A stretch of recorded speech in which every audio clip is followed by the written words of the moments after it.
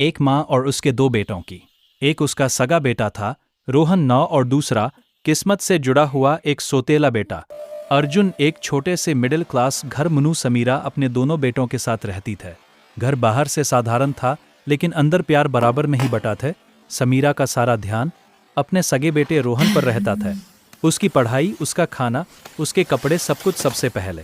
और अर्जुन, वह उसी घर में रहता क्योंकि माँ का प्यार हमेशा उसके साथ रहता था। अगर अर्जुन से कभी छोटी सी गलती हो जाती, तुझसे कुछ नहीं होगा, ये शब्द अर्जुन के दिल मरण चुप जाते थे। दिन ऐसे ही गुजरते रहे। एक बेटा प्यार में बड़ा हो रहा था और दूसरा जिम्मेदारियों में। फिर एक रात सब कुछ बदल गया। अचानक समीरा के सीने में तेज दर्द उठा।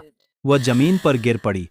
उस समय घर में कोई नहीं था सिवाय अर्जुन, जिसे कभी ठीक से बेटा नहीं माना गया। उसने घबराए बिना माँ को संभाला और अंधेरी रात मना उसे अस्पताल ले गया। अस्पताल की इमरजेंसी मना डॉक्टर दौड़। अर्जुन एक कोने में खड़ा डर और दुआ के बीच कांपता रहा। कुछ देर बाद समीरा को होश आया। उसने कमजोर आवाज में पूछा, रोहन कहाँ है? अर्जुन चुप रहा। जिसने जान बचाई वह फिर भी माँ की पहली याद नहीं था। थोड़ी देर बाद रोहन अस्पताल पहुंचा। तभी डॉक्टर ने कहा, अगर यह बच्चा समय पर आपकी माँ को यहाँ न लाता तो शायद हम उन्हें बचा नहीं पाते।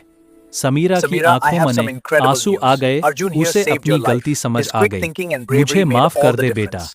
उसने अर्जुन को पास बुलाया और कसकर गले लगा लिया।